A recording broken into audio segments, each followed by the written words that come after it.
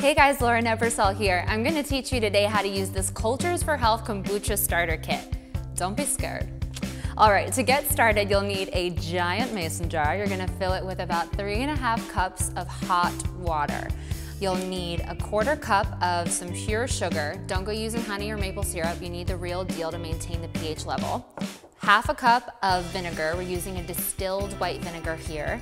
And a basic tea, like a green, a black, an oolong. You don't need to go all fancy because teas with too much oil in it won't work with your kombucha. Okay, so to get started, you want to take your sugar and pour it into your hot water. Take a spatula, really stir that sugar in there because you want to make sure to get it all dissolved.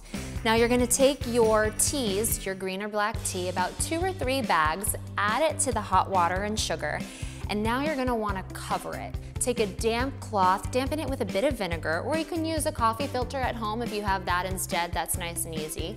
Cover your jar. Take a rubber band and really contain it. We want to do this because sugary water invites bugs. I know you don't want bugs. So you're going to put this off to the side, let it steep for at least 10 minutes, and before you do anything else, make sure it's completely cooled.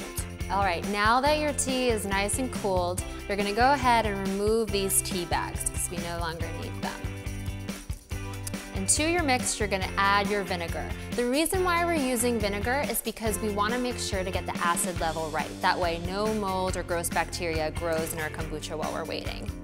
Now that your vinegar is added, it's time to start rehydrating the SCOBY. Now you may be wondering, well, what is a SCOBY? A SCOBY is this dried mango looking thing that is in your starter kit. Yes, I promise you this is what it's supposed to look like. This is what's going to make your kombucha. Now we want to add this to the mixture, and what we're going to do is we're going to grab our vinegary towel or coffee filter, cover it again, add our rubber band, and now we're going to let it sit for 21 to 28 days. Yes, it's gonna take a while, but guys, it's gonna be so worth it. Now what's gonna happen here is a disc is gonna start to form at the top. You'll see it around day 14 or so. It'll start getting a little film. And by day 21, that's usually the sweet spot, you'll see a white disc that's formed.